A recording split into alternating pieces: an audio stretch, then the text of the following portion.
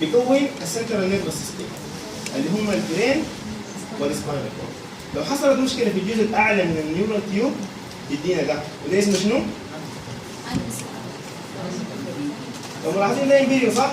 لكن امبيريو ده عنده شنو ما فيه؟ ايوه ما عنده برين. يبقى ده اسمه ان انسكيفالي ابسنت برين بلس فروج لايك ابيرنس، بيشبه الضفدع صح؟ فروج لايك ابيرنس، ابسنت برين بلس فروج لايك ابيرنس. This is diagnostic for شنو؟ for anencephaly. وقلنا الانencephaly هي مشكله في الابر بارت اوف ذا neural tube. This is the developmental anomaly number 1. المفروض تعرفوا anencephaly مشكله in the upper part of the neural tube. طيب لو كانت المشكله في الابر بارت تديك anencephaly، لو كانت المشكله في اللور بارت اوف ذا neural tube تديك الحاجات دي، والحاجات دي كلها مع بعض اسمها اسمها سباينا بيفيدا. وبعد ذلك عندها ثلاث انواع، في سباينا بيفيدا او كاكا ومنينجيوسيد ومنينجيومايوسيد، والفروقات واضحه بيناتهم صح؟ سباينا بيفيدا وكاكا، وكاكا معناتها مقفوله، يكون مقفول بس البون بيكون ما فيه، يوجوالي انت يكون فيها كميه من الشعر، فبالتالي اي نيوبورن اول ما يتولد تفتح ظهره وتلقى فيه كميه من الشعر as a sacral area. This is highly suggestive of شنو؟ highly suggestive of spina bifida of كاكا. المنينجيوسيد طالع المنينجيس بس، المنينجيومايوسيد طالع المنينجيس ومعاه شنو؟ معاه السباينال كورد. يبقى ده الديفلوبمنتال انومالي رقم شنو؟ رقم 2. لو واحد قلنا upper part of the neural tube بيديك anencephaly absent brain plus frog-like appearance. Any problem in the lower part of the neural tube بيديك شنو؟ بيديك spina bifida بانواع الثلاثه، سواء كانت spina bifida او كاكا، meningiosid او meningiomayosid. الديفلوبمنتال انومالي رقم 3 ممكن يحصل لك during the physiological period. لو ملاحظين ده سيربيلم صح؟ طيب هنا دي شنو؟ دي تونسس. طيب هنا دي اسمها شنو؟ الفتحه دي اسمها شنو؟ ايوه فورامين ماجنم. فورامين ماجنم في كميه طبعا من الاستراكشرز تجي خاشه شنو؟ تجي خاشه بالكلام ناس الدي ار، بس في كميه من الاستراكشرز تجي خاشه بشنو؟ بالفورامين ماجنم. طيب sometimes السيربيلال تونسس بتجي نازله في الفورامين ماجنم، ولما تجي نازله في الفورامين ماجنم بتعمل لك ديفلوبمنتال انومالي مشهور اسمه Syringomyelia may be associated with herniated tonsils. لكن يعني it's not يعني a rule. Syringomyelia may be. لكن لما تكون السيربيلال تونسلز نازله في الفورامين ماجنم في حاجه اسمها Arnold Chiari malformation. herniated tonsils. لو خطأت في الوصف، لو خطأت في سي بي في امتحان، خطأت في كلينيكال براكتس. طيب المشكله شنو في الارنولد تشياري مالفورميشن؟ المشكله انه التونسس حاصل لها هرنيشن، تمام؟ والتونسس لما يحصل لها هرنيشن حتنزل في المظله وبلنجاتا. نحن عارفين ان المظله وبلنجاتا از فيري امبورتنت، لان فيها شنو؟ فيها الفايتال سنترز اللي هي الحتات المسؤوله من البريسي والحتات المسؤوله من هذه الحتات دي، تمام؟ يبقى الارنولد تشياري مالفورميشن it may interfere with the vital centers. تمام؟ طيب can you tell me what is the abnormal in this picture? ايوه absent cerebellum. لاحظين الصوره دي هنا فيها absent cerebellum. طيب لما السيربيلم يكون absent هيجي الحته دي يخش فيها منو؟ السي اس اف. يبقى absent cerebellum زائد hydrocephalus. This is Dandy-Walker malformation. Dandy-Walker malformation. Absent cerebellum plus hydrocephalus. ودي congenital anomaly رغم شنو؟ دي congenital anomaly رغم يبقى النيو امبريو از فيري ايزي. 4 معلومات و4 congenital anomaly. 4 معلومات و4 congenital anomaly. 4 congenital anomaly قلنا anencephaly مشكله في الابر بارت اوف ذا نيورال تيوب بيكون فيها absent brain and frog-like appearance. spina bifida مشكله في اللور بارت اوف ذا نيورال تيوب and it has 3 types. الحاجه الثالثه قلنا هيرنياتد تونسس، في حاجه اسمها ارنولد تشياري مالفورميشن، وفي ناس بيقول لك في ارنولد تشياري 1 وارنولد تشياري. المهم هي في النهايه هيرنياتد تونسس ان ذا شنو؟ ان ذا فورامين ماجنم it might interfere with the vital center. الحاجه الرابعه المهمه في النيورو امبريولوجي الداندي-والكر مالفورميشن very easy to be detected. absent cerebellum in addition to شنو؟ to hydrocephalus. يبقى النيورو امبريولوجي 4 معلومات و4 congenital anomalies. Any question so far يا دكاترة؟ Any question so far؟ Yes يا دكتور. الفورامين ماجنم هذا ما سامعه والله. علي صوتك يا دكتور.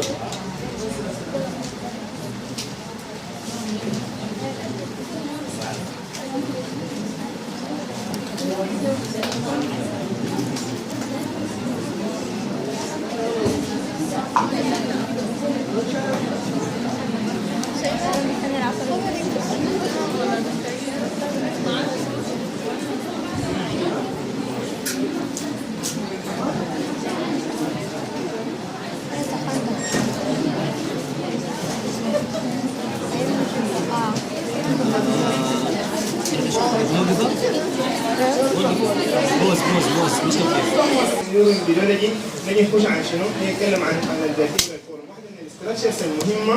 واحده من الاستراكشرز المهمه، في النيرفس سيستم. طيب ده الفيرتيبرال كولوم،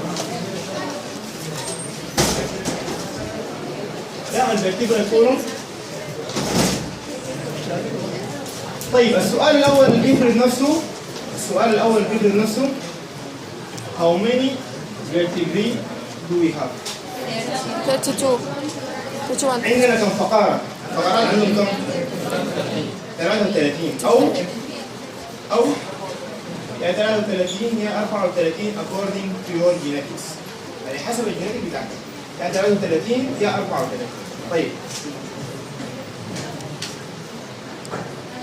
السيرفايكل عددهم كم؟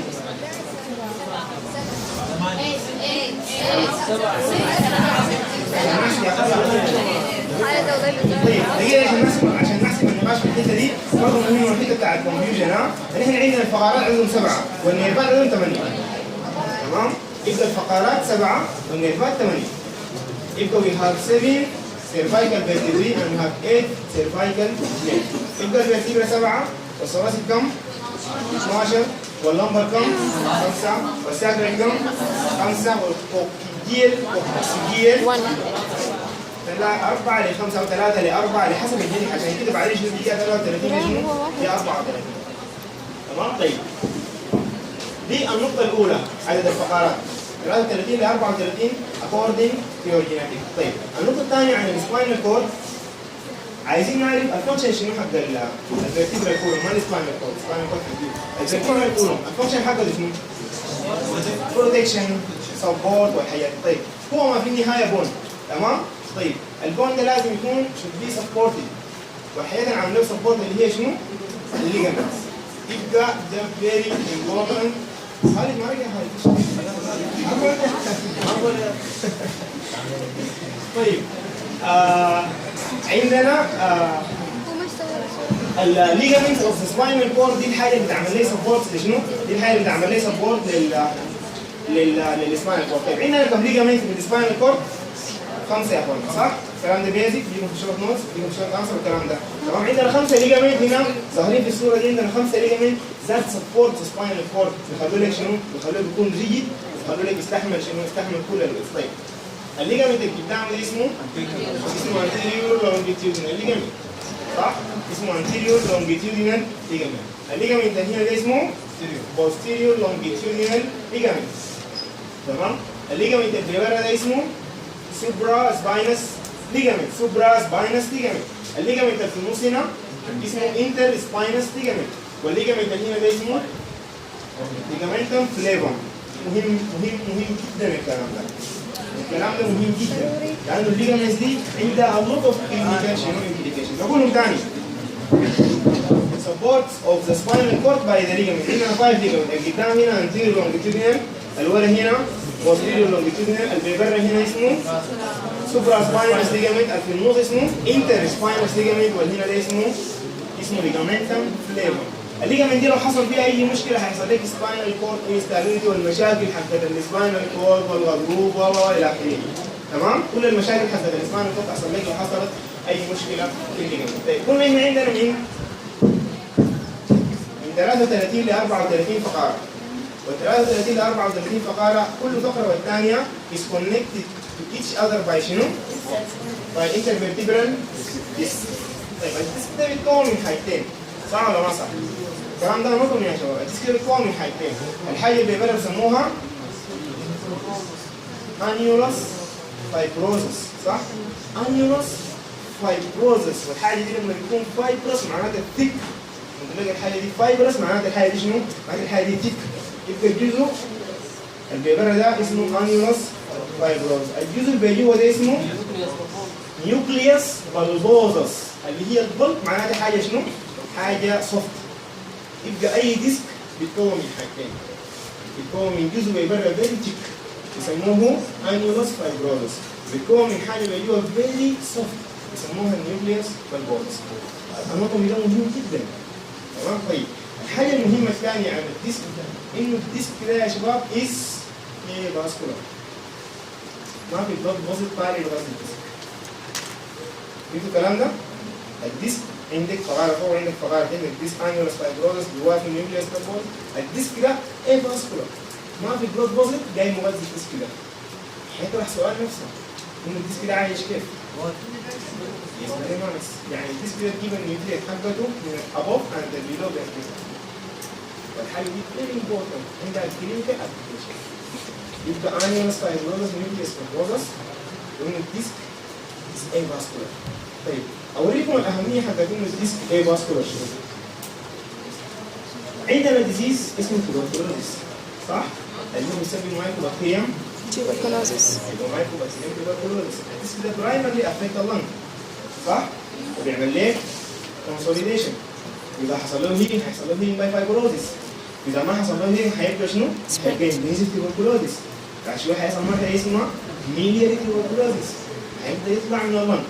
هيمشي البطن ممكن يعمل لك ابدومين توبركلوزيس، ممكن يمشي الراس يعمل لك مننجايتس بيسموه تيوبركلوز مننجايتس، وممكن يمشي يضرب لك السباين بيسموه بوتس ديزيز. يبقى البوتس ديزيز هو tuberculosis of the bone. البوتس ديزيز هو tuberculosis of the bone. طيب المشكلة حق الناس اللي عندهم بوتس ديزيز بيبقى شنو؟ بوتس ديزيز بي او دبل تي ابوستروف اس. المشكلة بتاعت الناس اللي عندهم بوتس ديزيز بيبقى شنو؟ بيجي باي باك بين ولور ليم شنو؟ لور ليم ويكنس. يبقى الزول عنده لور ليم ويكنس بنسميه شنو؟ بارابليجيا. برضه فيري امبورتنت توبيك الناس المفروض تكون قاري عنه. اللور ليم ويكنس بيسموه بارابليجيا. طيب المشكلة شنو حقت الناس اللي عندهم بوتس وعلى قدر شنو الكلام ده؟ طيب احنا قلنا الديسك ده از اي فاسكولار. الناس اللي عندهم بوتس ديزيز بيحصل لهم ديس الديسك، بيحصل لهم ديسك كولابس. يعني الديسك ده اذا هو مثلا حجمه 5 سم، الناس اللي عندهم بوتس ديزيز هيحصل لهم كولابس. طيب كيف البوتس ديزيز بيعمل ديسك كولابس؟ طيب ده البوتس ديزيز بيجي بالبلوت بيضرب لك الفيرتيبرا اللي قاعده هنا. البكتيريا هتعيش فيها هتعمل ديس لشنو؟ هتعمل ديس للبكتيريا دي. والعيان لما يكون حاصل له ديس للبكتيريا دي هتكون اسيمتوماتيك، فهي البكتيريا واحده ما هتاثر في حاجه، هيكون ماشي كويس، والديسك ما هيكون متاثر ليه؟ لانه في الفيرتيبرا اللي فوق قاعده تغذي الديسك والنيوكليس. البوتس بعد شويه هيطلع شنو؟ هيطلع يضرب لك الفيرتيبرا اللي فوق. لما يضرب لك الفيرتيبرا اللي فوق البوتس يقتل الفيرتيبرا اللي فوق ويقتل الفيرتيبرا اللي تبدا المضطر الاساسي هيكون منو؟ هيكون الديسك. عشان كده بيحصل لهم ديسك كولابس. وانس انه حصل ديسك كولابس هيجي العيان بلور باك بين، وهيجي العيان ببارابليجيا وموفمنت لور لين، وكل المشاكل اللي بتحصل للناس اللي عندهم بوتس ديزيز. يبقى البوتس ديزيز الباثوجينيسيس بتاعه انه بيحصل ديسك كولابس. الكوز شنو حق الديسك كولابس ده؟ انه بيحصل لك ديس اوف ذا ابوف اند ذا بيلو فيرتيبرا. لو كان في ديس اوف وان فيرتيبرا العيان بيكون اسيمتوماتيك. ديس اوف ذا تو فيرتيبري مع بعض بيضغط لك الديسك هيحصل فيه كولابس، هيجيك شنو؟ للمشاكل حقت البوتس ديزيز. عندي فيري نايس ام ار اي بعدين حق البوتس ديزيز هوريكم ليها وهنطبق فيها شنو الكلام ده. يبقى دي الحاجه المهمه. طيب الليجامنت عرفتوهم صح؟ تمام. الخطوه الثانيه عايزين نتعرف على الفقرات دي واحده واحده. يعني واحده من الحاجات اللي كانوا بيسالوا منها طوالي هو بيدوا عليك فقاره يصبها كده يقول لك دي لمبر ولا ساكرال ولا سيرفايكال ولا، فلازم انت تكون عارف كل واحده تميز شنو عن الثانيه صح؟ الكلام ده قالوا لكم حسب صح؟ طيب حيحطوا لك من زمان كان في الامتحان بيجيبوا لنا شنو؟ بيجيبوا لنا فيرتيبرا في حش من السيشن حق تبقى فيرتيبرا قاعده هو بيسالوك بيقول لك دي سيرفايكال ولا لمبر ولا شنو؟ هناك قبل عندك بعدين انت ممكن تقدر تفرق بين الحياه. خلاص طيب نمسك اول تو فيرتيبرا اللي هم الاطلس والنو؟ الاطلس والاكسس. الاطلس والاكسس. طيب لو خدتوا عليه كيف اعرف انه ده اطلس وده اكسس؟ طيب واضحين جدا جدا. الاطلس لا والاكسس عنده سباين تمام؟ ويوجوالي بيكونوا كونكتد تو ايتش اذر بجوينت اسمها اتلانتو اكسيال جوينت. يبقى الاطلس فلات والاكسس عنده سباين. تمام؟ يبقى لو حطيت لك اي فيرتيبرا عندها سباين ذيس اكسس. طيب نمشي من الاطلس والاكسس للسيرفايكال فيرتيبرا. كيف اعرف انه دي سيرفايكال فيرتيبرا وكيف اقدر اميز السيرفايكال فيرتيبرا عن شنو؟ عن باقي الفيرتيبرا. عندها فورامين، شايفين الفورامين ده؟ الفورامين بتاعي في السيرفايكال فيرتيبرا. يعني لما احط لك الفيرتيبرا اللي عايز تلقى فيها فورامين، الفورامين دي شنو؟ يس هو ده بس الفيرتيبرا ارتر عشان الفيرتيبرا ارتر يتعرف. يبقى دي الحاجه اللي بتميزها. السيرفايكال فيرتيبرا بتميزها ان عندها بايلاترال فورامين. تمام؟ طيب من السيرفايكال ننزل لشنو؟ ننزل للثوراسيك. الثوراسيك الحاجه اللي بتميزها من الاستراكشرز، وطبعا بيكون في كميه من الحاجات لكن بس اهم حاجه بيكون في كميه من الحاجات لكن اهم حاجه واكثر حاجه من العائلات اللي تقول دي ثوراسيك او دي سيرفايكال او تقول دي لمبر. الثوراسيك الحاجه اللي بتميزها بيقولوا من الاستراكشر حق الثوركس الهارت صح؟ يبقى بقول لك لما انت عايل للبودي يبقى البودي ده هارت شيب. شايفينه؟ البودي ده هارت شيب صح؟ يبقى دي شنو؟ دي ثوراسيك هارت شيب بودي. تمام؟ دي الحاجه اللي بتميز الثوراسيك. طيب اللمبر من الاستراكشر حقت الابدومين الكدني. يبقى لما انت عاين تلقى البودي كدني شيب. This is شنو؟ This is lumbar vertebrae. تمام؟ This is lumbar vertebrae. طيب استخدم واضح طبعا. 5 vertebrae fused شنو؟ fused to each other. واضحين يقول لك الخمسه مع بعض. fused واضح يعني ما داخل اي حاجه ثانيه.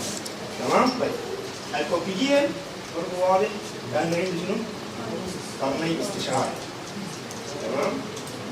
يبقى لو خدت لك اي فيرتيبرا المفروض تكون عارف. السلايد دي فور ذا بيربس اوف كومبير اند كونتراست. قلنا الاطلس والاكسس ده فلات بون وده عنده سباين. السيرفايكال عندها شنو؟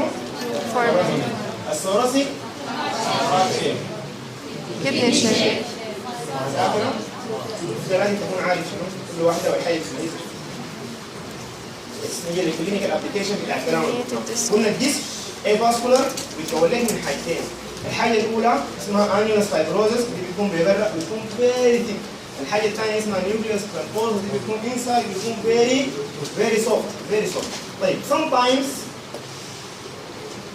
النيوكليوس فايبروزس بيحصل لها هيرنيشن بتيجي طالعه ثرو ذا انيولس فايبروزس. تمام؟ النيوكليوس فايبروزس بيحصل لها هيرنيشن بتيجي طالعه ذا انيولس فايبروزس. لما تيجي طالعه بيكون تعمل لك كومبريشن على النيرف الطالع ويكون بيعمل لك lateral lower limb شنو؟ vein. ودي بيسموها سياتيكا. فيري كومون ديزيز. فيري كومون. اي واحد يدور في الحوادث يوم يومين ثلاثه يمر عليه الحاجه دي. طيب العيان بيجي بيشتكي من شنو؟ وغالبا بتكون in the elderly woman. بقول لك يا اخي والله عندي المخروقه. عندي الجنيسه سمعتوا بيه الكلام ده؟ المخروق مش الغضروف وعندي الجنيسه. الكلام ده شنو؟ انه الانيولوس النيوكليوس فايبروس حصل لها هيرنيشن طلعت من الانيولوس فايبروس وضربت السياتيك نيرف. سموها سياتيكا لانها تضرب السياتيك نيرف. فبالتالي العيان بيجي بالشوتنج بين. بقول لك البين ده من الظهر ونازل زي الكهرباء شنو؟ نازل زي الكهرباء اللي تحت بيسموها السياتيكا. تمام شايفين؟ دي السياتيكا بيجي بالشوتنج بين. واهم ما يميز البين ده انه يوني لاترال. لو جاك العيان ببايلاترال بين ذيس از نوت سيف. طبعا فيري انه يحصل لك بايلاترال شنو؟ بايلاترال ديسك هيدين يوجوال بيحصل لك از ريفيك اوف ال4 ال5 ال5 اكس1 عشان كده بيعمل لك كومبريشن ستيت نيرف. عشان كده مشهور الديسك بانه اسمه سياتيكا. تمام؟ يا ضخم. طبعا جود كانديديت طبعا جود كانديديت الحاجه دي لانها تيجي من القعده الطويله. ناس طبعا تقرا من الصباح لحد المغرب في شنو؟ ممكن يحصل لهم شنو اسكيب.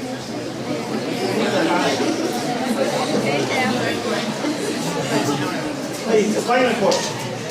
اتكلمنا عن الفيرتيبرال كولوم واتكلمنا عن الليجمنت اسفل فور الفيرتيبرال كولوم واتكلمنا عن الانترفيرتيبرال ديسك. قلنا عندي تو كلينيكال ابلكيشن الاولى البوست ديزيز اتكلمنا عن الباسيونز اوف بوست ديزيز والكلينيكال ابلكيشن الثاني السيريكا واتكلمنا عن سيانشن والسباينال كورد. طيب السباينال كورد فيه كم نيرف؟ انت كبير قلنا هناك على الفقرات كم؟ من 33 ل 34 اكوردنج يور جينيتكس. طيب عدد النيرفات كم؟ 31. السيرفايكال كم؟ 8. احنا كده قلنا السيرفايكال فيرتبري 7 والسيرفايكال نيرفز 8 الثوراسيك كم؟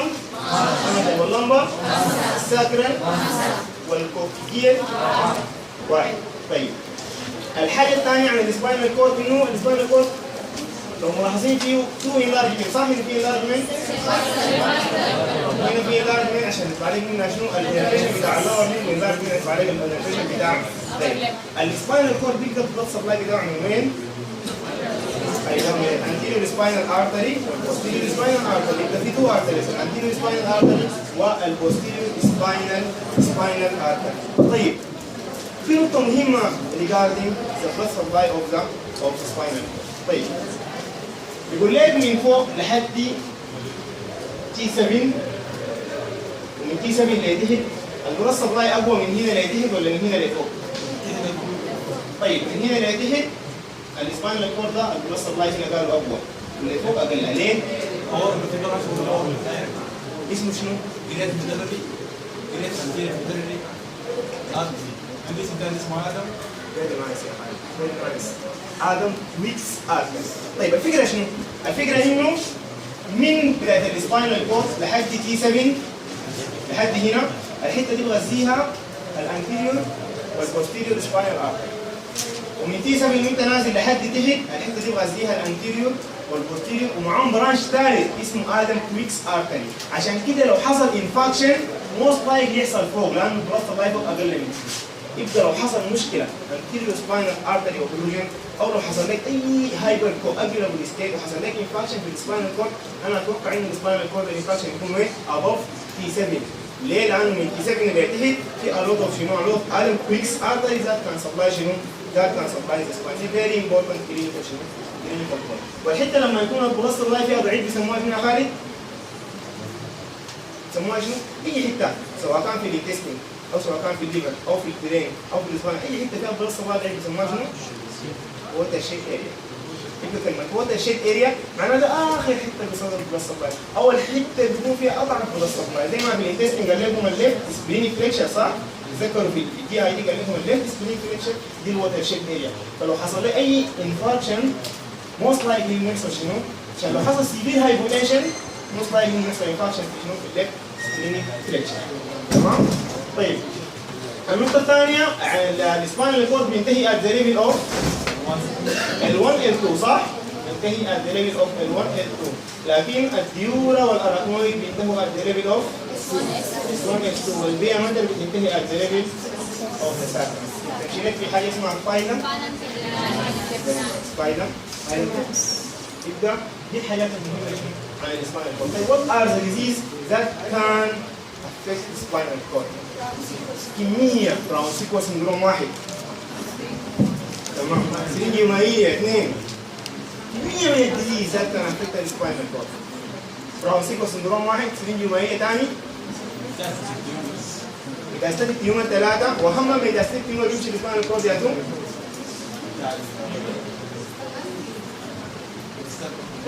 بروستاتيك مالجنسي تمشي السباينال كورد تمشي البون vertebral bone. تبقى براون سيكوات سينيومايليا ميتاستاتيك في حاجات مهمة يا شباب ما بطلوها مالتيبل سكليروزيس موتور نيورون ديزيز سب اكيوت كومبايند ديجنريشن اوف سباينال كورد اللي هي فيتامين بي 12 ديفيشنسي اند فيتامين اي ديفيشنسي دي كلها كمية من الديزيزات كان افكت سباينال كورد وكمية من الديزيز تجيب شنو؟ بتجيب بدور لينك ويكنس. تمام؟ دي شنو؟ دي براون سيكوال سندروم. البراون سيكوال سندروم من عيبه كيف يكون في كونترالات اللوسف بين انتمبريشن وبسيلاتر شنو؟ بسيلاتر باراليسيس كونترالات اللوسف بين انتمبريشن وبسيلاتر باراليسيس لانه البين والتمبريشن بيخشوا بيعملوا ديكوسيشن بيمشوا والكلام بتاع الكسر ده صح؟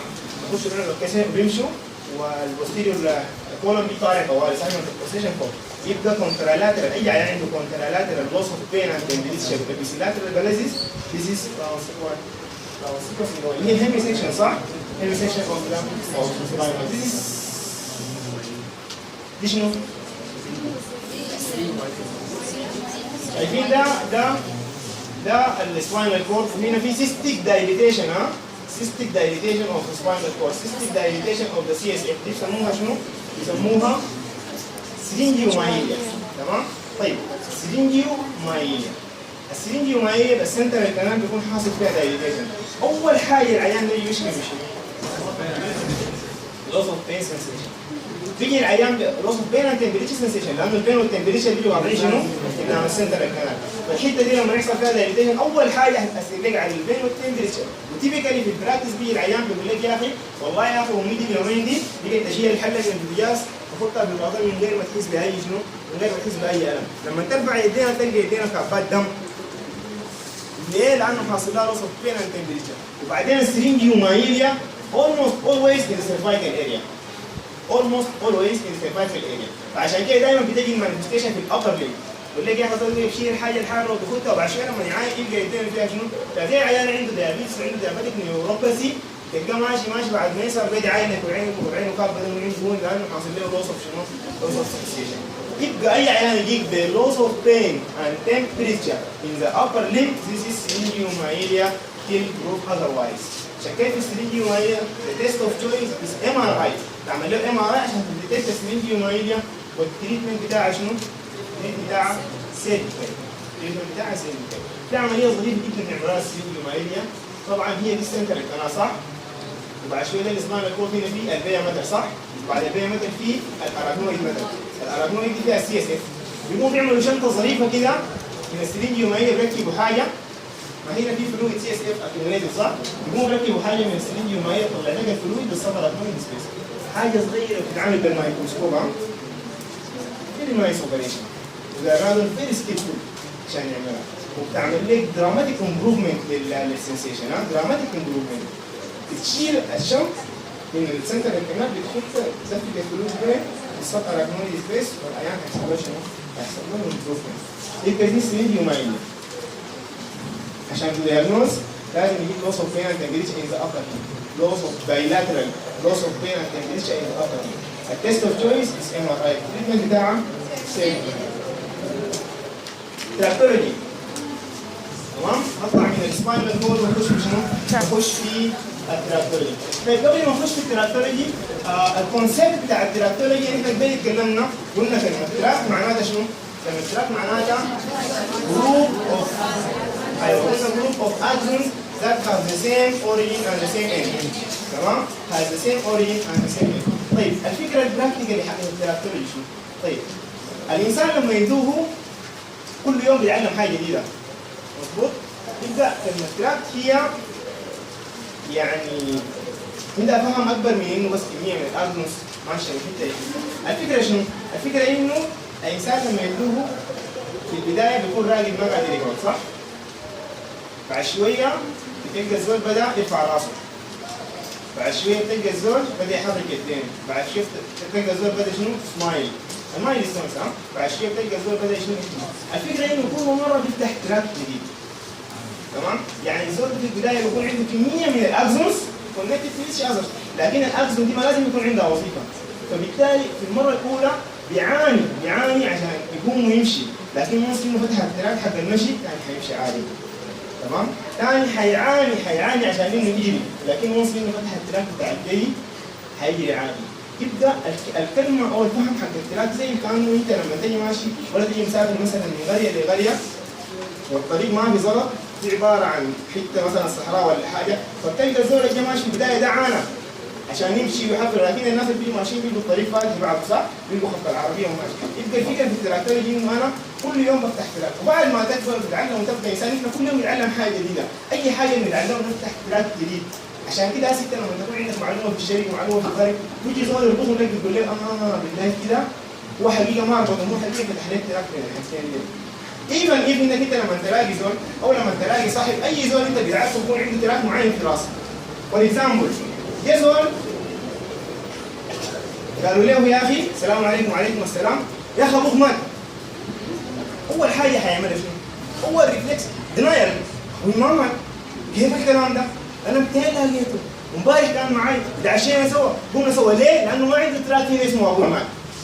لكن لما تجيبه بالراحه يا اخي انت زي مؤمن استهدى بالله ولا غير كده تفتح له التراك ده الاغدار بعد شويه تقول لي ابوك مات لحق تكون عليه صعبه، لكن بعد ذاك حيتعود حبه حبه حبه حبه لحد ما التراك يفتح بعد ذاك حيمشي حياته.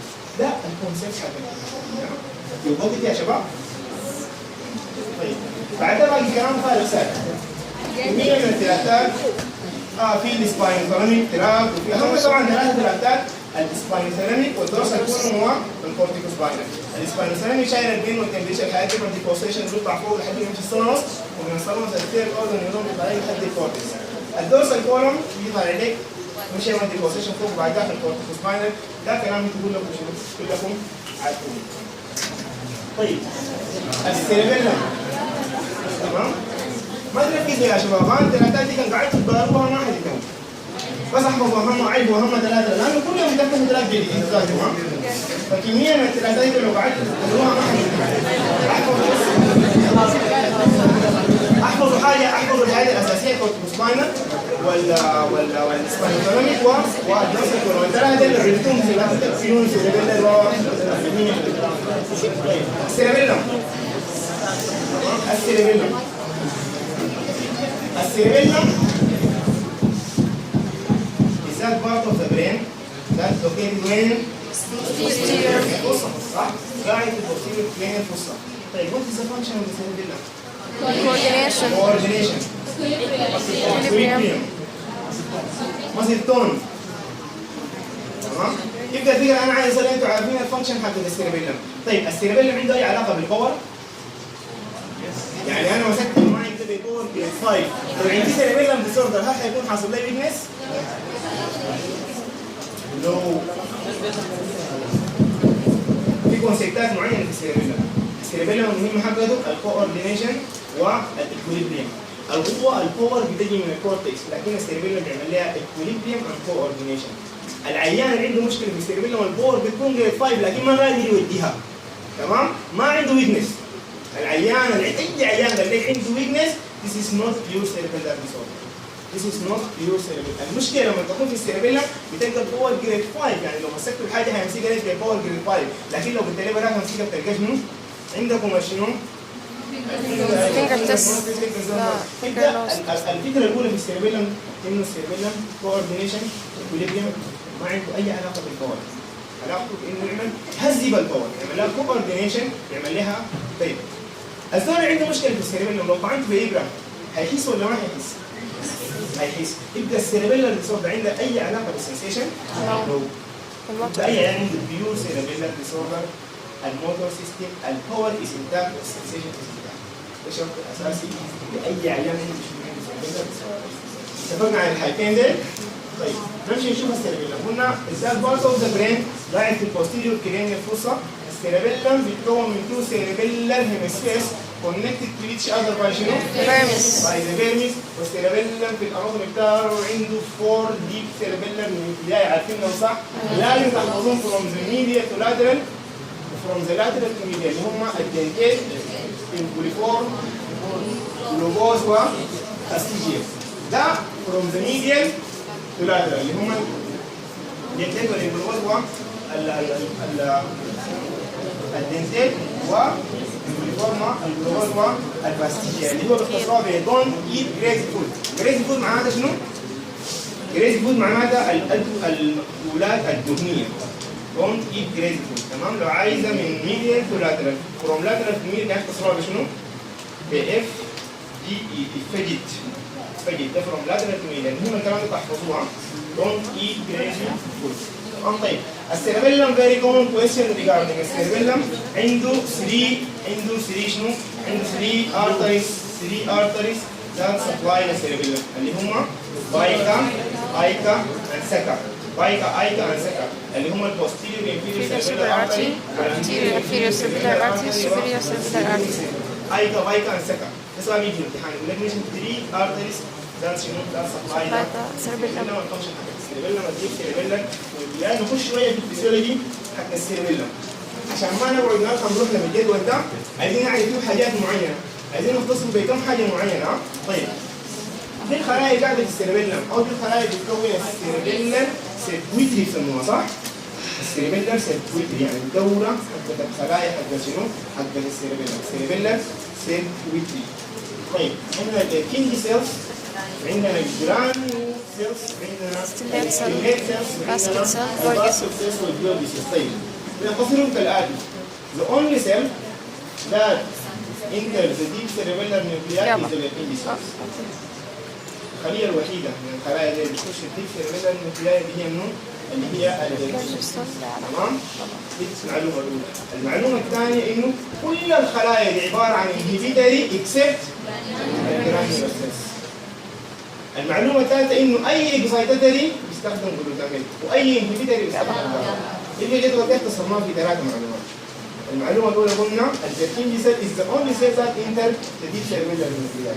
All the cells are inhibitory except the granule cells. All the excitatory cells use glutamate and all the inhibitory cells use GABA. What is this function? What is this function?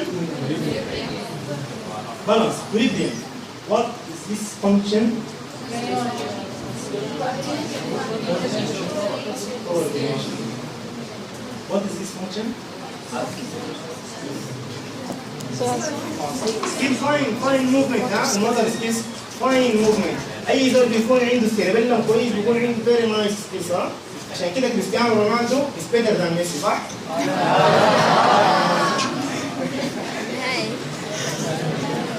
طيب أنا عندي question. منو حيجاوب الكويشن ده؟ منو حيجاوب الكويشن ده؟ question is very easy. طيب very important question, very important concept. هنعمل الكونسيبت الاول لو خدناه وقلنا انه السيربيلر ديسوردر ما عنده اي علاقه بالكور. البيشنت with cerebellar disorder has core grade 5. دي النقطه الاولى. النقطه الثانيه قلنا السيربيلر ديسوردر ما عنده اي علاقه بالسنسيشن. الزول اللي عنده بيور سيربيلر ديسوردر عنده شنو؟ عنده very intact and healthy sensory system. طيب السؤال اللي بيطرح نفسه can I interfere in the cerebellar function by enhancing or reducing؟ هتقول لي يعني شنو الكلام ده؟ طيب احنا قلنا السيربيلر فانكشن شنو؟ coordination بالانس والحاجات دي صح؟ طيب الحاجات دي هل انا ممكن اتحكم فيها؟ يعني السيربيلر ده يعني مثلا الكورتكس انا ممكن اتحكم فيها صح؟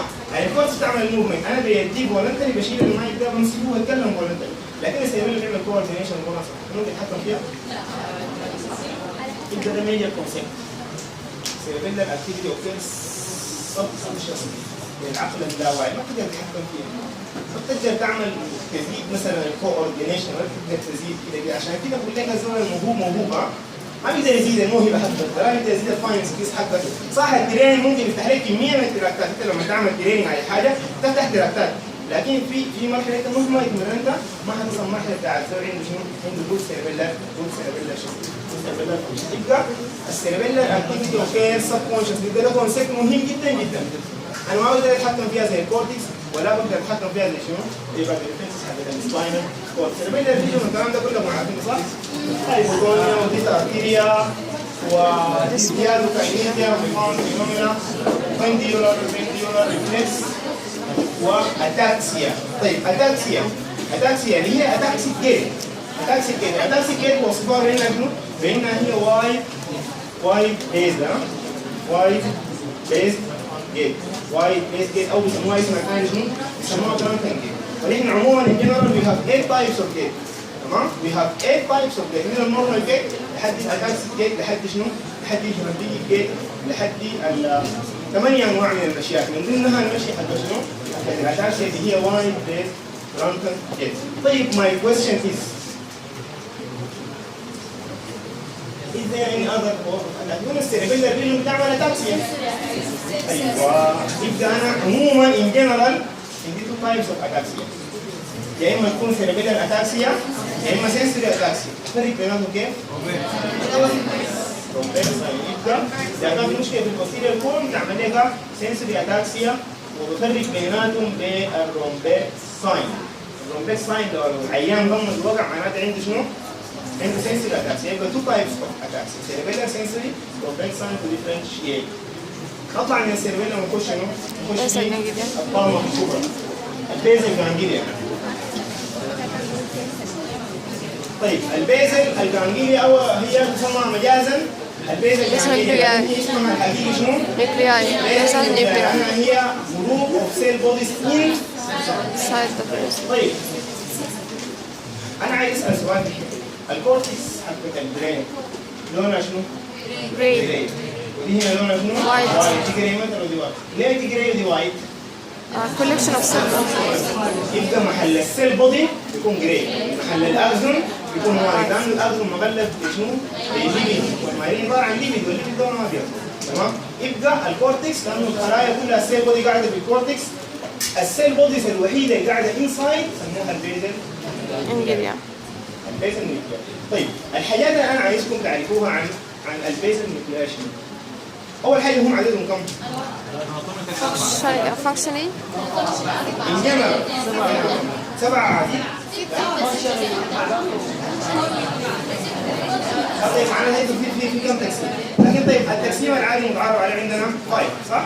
5 بيزل نيوكليا اللي هم البروتين والفيتامين والروبوسبايدس كلاستروم. سبسيراميك والسبستانشيا نايجرا. 5. اوكي. 5 بعد ذاك معنا بيقول لك الاسترايتم بيساوي دي زائد دي، والميوسترايتم بيساوي دي، ده خلوه بالجنب، لكن جنرال هم 5 صح؟ الكوديت والبلوتامين والبروبوسبايدس والسبستانشيا نايجرا والسبسيراميك. هياخدوا لك صوره زي دي الامتحان بتاع السي ان اس والامتحان بتاع الميديسين ولا بوست الادويه، يقول لك وين البيزل جانجليا؟ دي شنو؟ ده ما البيزل جانجليا صح؟ الصرف يبقى ده الصرف. طيب دي شنو؟ طيب دي شنو؟ دي كودين. احنا قلنا هم 5 دي كودين. تمام طيب دي بيوتامين، دي البيوتامين، ودي روبوسبايدس. الاثنين تقريبا ما ظاهرين في السكشن ده. يبقى ده الكوديت وده البيوتامين روبوسبايدس. الكوديت اتاش تو ذا فنتريكولار سيستم. البيوتامين قاعد لاترال شنو؟ الكلوروسبايدس قاعد شنو؟ دايما اتاش تو ذا ده كويس صح؟ طيب دي الاناتومي بتاع البيزل جانجليا هم 5 وكل واحده مكانهم. هي الفسيولوجي بتاع البيزل جانجليا تتكون من 2 باثويز، دايركت and indirect. باثوي. طيب الدايركت والاندايركت واحد تقاربوا معايا كتير هنا بالحته دي. طيب الدايركت والاندايركت باثوي بيتفقوا في حاجات بيختلفوا في حاجات. بيتفقوا في انهم كلهم بيجوا من الكورتكس وبينزلوا للبيزل جانجليا وبيرجعوا للكورتكس. تمام؟ انا عايز اتكلم عن الدايركت باثوي. قلنا الدايركت والاندايركت بيجوا من الكورتكس للبيزل جانجليا وبيجوا راجعين لشنو؟ بيجوا راجعين للكورتكس مره ثانيه. طيب نمسك الدايركت باثوي بتيجي من الكورتكس للبيزل جانجليا. الدايركت باثوي المتحكم الرئيسي والاساس في الدايركت باثوي اللي هي السبستانشيا نايجرا. سبستانشيا indirect. طيب any other substantia in the body؟ substantia carcinosa وقاعد وين دي؟ الحكم الاساسي السبستانشيا نايجرا. واحده واحده. طيب السبستانشيا نايجرا الدور بتاعها في الدايركت. السبستانشيا نايجرا ما عندها اي علاقه بالاندايركت باثوي. السبستانشيا نايجرا تشتغل في الدايركت باثوي. طيب تشتغل كيف؟ احنا قلنا السبستانشيا نايجرا هي المصنع الاساسي للنيورو ترانسميتر. طيب طلع الدوبامين. الدوبامين دي عنده دي 1 ريسبتور وعنده دي 2 ريسبتور. تمام؟ الدوبامين ثرو دي 1 ريسبتور يزيد الاكسايتيشن، والدوبامين ثرو دي 2 ريسبتور يقلل الانهبيشن. يبقى لما انا ازيد الاكسايتيشن واقلل الانهبيشن يبقى الاند ريزلت حتكون شنو؟ Excitation. excited cortex. يبقى يا شباب يا دكاتره يا عظام. The end result of the direct pathway is overactive cortex. يعني الدايركت باثوي بتشتغل عشان تعمل اوفر اكتيف كورتكس. الدايركت باثوي بتشتغل عشان تعمل اوفر اكتيف كورتكس. عشان كده زول لو عنده مشكله في الدايركت باثوي هيجيب بين اندر اكتيف كورتكس كلنا ناس منه بس باركنسون. يبقى باركنسون مشكلته دايركت باثوي كلنا. The end result is overactive cortex. Any problem in the direct pathway of the basal ganglia تعمل لك اندر اكتيف كورتكس. وده فيموس ديزيز اسمه شنو؟ اسمه باركنسون. مشكلته شنو؟ انه عنده degeneration of substantia nigra vascular. تمام؟ طيب. This substantia nigra, this is the normal substantia nigra and this is the degenerated substantia nigra. شايفين الفرق واضح. الحته السوداء دي النورمال substantia nigra والحته البيضاء هنا دي حاصل لها Degeneration. طيب انا بدين بعرف انه العيان ده عنده باركنسون لما يجيني بكتيريماس rigidity, bradykinesia, postural instability, and degeneration of substantia nigra as combata. Three-month rigidity, postural instability, and degeneration of substantia nigra as combata. كده انا بقول العيان ده عنده شنو؟ عنده باركنسون. يمكن اتكلمنا عن الدايركت باسوي والديزيز ذات كان افكت الدايركت باسوي. عرفنا المشكله وين؟ المشكله بتكون في السبستانشن هاي. طيب how very important slide. how to treat بدينا نخش حبه حبه في النيورو فارماكولوجي. how to treat الباركنسون ديزيز. طيب عشان تتريت الباركنسون ديزيز عندك واحد من ثلاثه خيارات. الخيار الاول انك تدي دوبامين اجونيست اللي هو البروموكريتين. يمشي بيعمل لك ستيميوليشن للدوبامين. اول حاجه الثانيه تدي حاجه بيزيد الدوبامين. يا اما تدي دوبامين اجونيست يا اما تدي حاجه بتزيد الاندوجينوس دوبامين اللي هم الليبودوبا مع الكاربيدوبا والامانتاجين. او الخيار الثالث انك تدي حاجه بتقلل الدوبامين ديستركشن اللي هي سيليبيدين. very important concepts regarding management of Parkinson disease. يا اما تدي حاجه الدوبامين اجونيست بروموكريتين يا اما تدي حاجه بيزيد الاندوجينوس دوبامين ليبودوبا وسكاربيدوبا او كمان تأتي يا اما تدي حاجه بتقلل الدوبامين ديستركشن السيليبيدين. نجيب شويه هنا سيليبيدين. تمام. طيب السيليبيدين ده بيقلل الديستركشن حق الدوبامين. يعني الزول اللي عنده اصلا باركنسون ديزيز هو عنده دوبامين ديفيشنسي. فانا بقدر الامكان عايز احافظ على شنو؟ على الكميه حقت الدوبامين الباقيه. هقوم ادي حاجه تقلل تكسير الدوبامين. السيليبيدين ده يعمل انهيبيشن والانزيم فيري امبورتنت. انهيبيشن والانزيم اللي بيكسر الدوبامين. الانزيم اسمه شنو؟ مونو امين اوكسيديز. ماو ذات مونو امين اوكسيديز. السيليبيدين ده بيعمل انهيبيشن للمونو امين اوكسيديز والمونو امين اوكسيديز ده بيكسر الدوبامين. يبقى لو انا وقفت المونو امين اوكسيديز معناته الدوبامين هيزيد. طيب المونو امين اوكسيديز غير الدوبامين بيكسر شنو ثاني؟ كله انا عايز اوصل لنقطه معينه. يعني السيليبيدين بيقلل التكسير بتاع الدوبامين لانه بيعمل انهيبيشن للانزيم اللي اسمه مونوامين اوكسيديز. طيب المونوامين اوكسيديز ده بيكسر الدوبامين. بيكسر معاه ثاني حاجه مهمه. بيكسر معاه السيروتونين. يبقى لو انا اديت السيليبيدين معناتها انا هوقف تكسير السيروتونين، معناتها السيروتونين هيزيد. يبقى لو جاك عيان عنده باركنسون اند ديبريشن بيست برودكت تو بي يوز السيروتونين. وصلتوا معايا للنقطه؟ ذا بيست برودكت تو بي يوز السيروتونين. لانه السيليبيدين بيوقف التاثير بتاع الدوبامين at the same time بيوقف التاثير بتاع شنو؟ بيوقف التاثير بتاع السيليبيدين. يبقى باركنسون بتاع الديبريشن السيليبيدين ما فيه كلام. طيب دي نقطة. النقطة الثانية عن المانجمنت اوف باركنسون ديزيز. احنا قلنا الباركنسون is associated with low amount of دوبامين. أنا ممكن أدي بروموكريتين والبروموكريتين ده هو عبارة عن دوبامين أجونيست. sometimes بندي overdose of بروموكريتين. أول عيان ده يكون عنده ليفر بروبلم أو رينال بروبلم فالبروموكريتين يحصل له اكزاجريت في جسمه. العيان ده هيعاني من شيء. ما أنا هو عنده لو دوبامين. اديت بروموكريتين او اديت ليبودوبا وسكاربيدوبا زيد الدوبامين، لكن الدوبامين انا دخلته ما طلع وكل يوم بزيد الدوبامين. يبقى العيان ده ممكن اللي قدامي يخش عليه في شنو؟ سايكوزيس شيزوفرينيا. لانه احنا قلنا شيزوفرينيا اسوسيتد ويز هاي دوبامين ليفل صح؟ يبقى انا لما ادي دوبامين لازم اعمل حساب ان الدوبامين ده انا ما اديه اوفر دوز، لانه الدوبامين لما يزيد ممكن يدخل العيان في شيزوفرينيا او سايكوزيس. يبقى فيري امبورتنت بوينت تعرف الدرج. تعرف the drug used in Parkinson and depression and what are the side effects of the dopamine agonist and the drugs that increase the amount of dopamine. ممكن تعمل لك شنو؟ schizophrenia and psychosis. تمام؟ Question. What is the difference between Parkinsonism and Parkinson's disease? زي الفرق بين الكوشن سندروم Cushion disease. زي الفرق بين البروستاتيزم والبروستاتايت والبروستاتايت او البروستاتيك ديزيز. زي الفرق بين الدايفرتيكولوزيس والدايفرتيكولار ديزيز.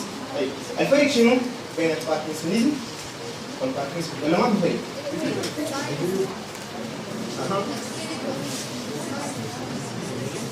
الكلينيكال شنو؟ هم الاثنين ابنورمال صح؟ طيب الفرق شنو يا دكتوره؟ الباركنسونيزم هم الكلينيكال بريزنتيشن. طيب والباركنسون ديزيز؟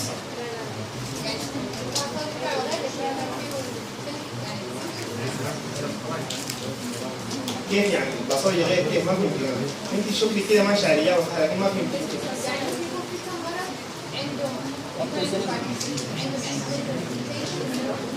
طيب كم مرض شنو؟ ماشي صح يمكن بالمناسبه ماشي صح. كم مرض؟ الفرق الاساسي يا شباب انه بين الباركنسونيزم والباركنسون ديزيز طبعا يس يا خالد. Parkinson disease degeneration of substantia. نايجرا بارس كومباكتا. والباركنسون دي ممكن الدرج ذاته مثلا زول بديه انتي دوبامين ممكن يجيب سيمبتومز بتاعت يس دي ماليه. Parkinson disease is idiopathic الباركنسون ديزيز ايديوباثيك for الكوز بتاعه، اما ليه عندنا other cause ممكن يكون Parkinson يعني بس. انت ماشي نفس الكلام ده حاجه ممكن تكون بدل يس يا دكتور هنا. يس فيري نايس يا دكتور فيري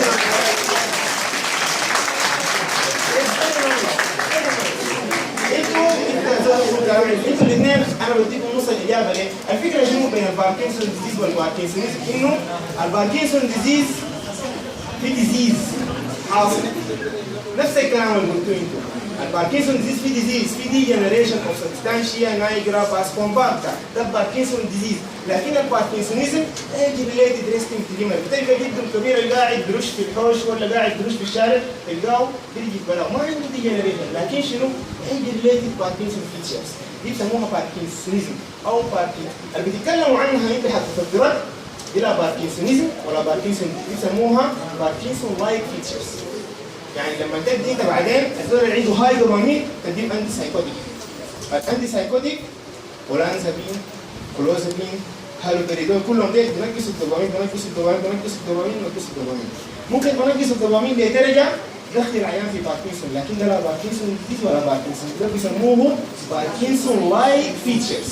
لكن الباركنسونيزم هي ايج ريليتد دول عمره 70 80 الباركنسون ديزيز degeneration of substantia nigra vascular. Excellent دكتور. طيب اتكلمنا عن الدايركت باسوي واتكلمنا عن الديزيزات افكتس دايركت باسوي. نجي نتكلم عن شنو؟ عن الاندايركت باسوي. نجي نتكلم عن الاندايركت باسوي وقلنا اتفقنا قبل انه الدايركت باسوي والاندايركت بيبدوا من الكورتكس وبينتهوا في الكورتكس.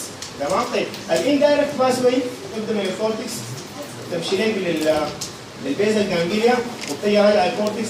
المتحكم الاساسي فيها الاسترايدم اللي هو بيتكون من الكوديت والبيوتين والاثنين دول بيعملوا انهبيشن عن طريق الإجابة. فذا end result of the indirect pathway is underactive cortex. احنا قلنا the end result of the direct pathway is overactive cortex صح؟ is overactive cortex. عشان كده الزول اللي عنده مشكلة في الدايركت باثوي بيجي بشنو؟ بباركنسونيزم أو باركنسون ديزيز. تمام؟ طيب الزول اللي عنده النورمال فانكشن حقت الاندايركت باثوي انها هي تعمل عند اكتيف كورتكس. يبقى الكورتكس لو داير يزيد الاكتيفيشن يحفز الدايركت باثوي اوف ذا بيزل. الكورتكس لو داير يزيد الانهبيشن يحفز الاندايركت باثوي.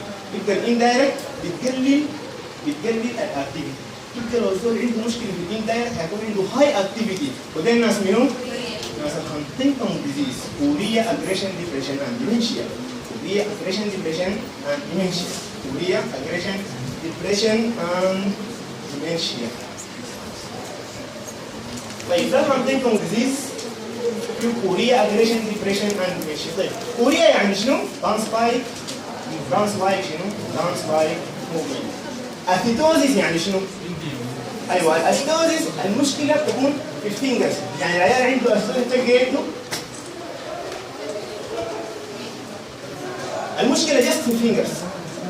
الناس اللي عندهم سنيك لايك موفمنت اوف ذا فينجرز تلقى يد شنو؟ سنيك لايك موفمنت اوف ذا فينجرز. الهيمي باليسمس مشكله في one side of the شنو؟ of the body. تلقى one side شنو؟ is moving and the other side is moving. لو لقيت اليد بس شغاله this is not hemipallismus should be شنو؟ should be the upper and the lower limb are moving together. واخر حاجه الديستونيا زي ما انتم عارفين ديستونيا painful muscle contraction. تلقى الزول فجأة حصل له contraction involuntary of the muscle and this contraction is very painful. يقول لك يا اخي دي الشمطة. دي الشمطة this is dystonia. يبقى دي كلها فيتشرز حق شنو؟ حق الاوفر اكتيفيشن. الناس دي كلهم عندهم مشاكل في شنو؟ كلهم عندهم مشاكل في الاندايركت باثوي اوف ذا بيزل جانجليا. وزي ما قلنا انه البيزل جانجليا اسوسييتد بسلو قابل يبقى يا كاكا يا عصام البيزل جانجليا بايبس تمام تو عندها two pathways the direct pathway and the indirect pathway. The end result of the direct pathway is overactive cortex. The end result of the indirect pathway is underactive cortex. The disease of the direct pathway is Parkinson's disease, and the disease of the indirect pathway is Huntington's disease. The nucleus that is affected in Parkinson's is substantia nigra, and the nucleus that is affected in Huntington is coded nucleus. Is the coded nucleus. The pathology that is happened in Parkinson's disease is degeneration of substantia. لكن الباثولوجي اللي بيحصل في Huntington disease is atrophy of the coded nucleus. atrophy شايفين دي coded nucleus هنا شايفينها؟ دي coded جنب الventricular system. بيحصل فيها هنا atrophy بقت ما فيش فعشان كده الventricular system حصل فيه dilatation. صح؟ عشان كده هذا بيبقى هايدروكيفالوس. بكون البريشر زايد. يسمونه نورمال بريشر هايدروكيفالوس. يبقى النيوكليوس affected in Parkinson's disease is substantia nigra. The nucleus affected in Parkinson's disease is coded nucleus. The pathology in Parkinson's is degeneration, and the pathology in Huntington is atrophy. The criteria of Parkinson's is tremors, rigidity, bradykinesia, postural instability, and the features clinically of Huntington is urea, aggression, depression, and dementia. Treatment of Parkinson's disease is based on dopamine. Treatment of Huntington's disease is based on therapy. تمام؟ ناخد بريك ونواصل بعد العصر.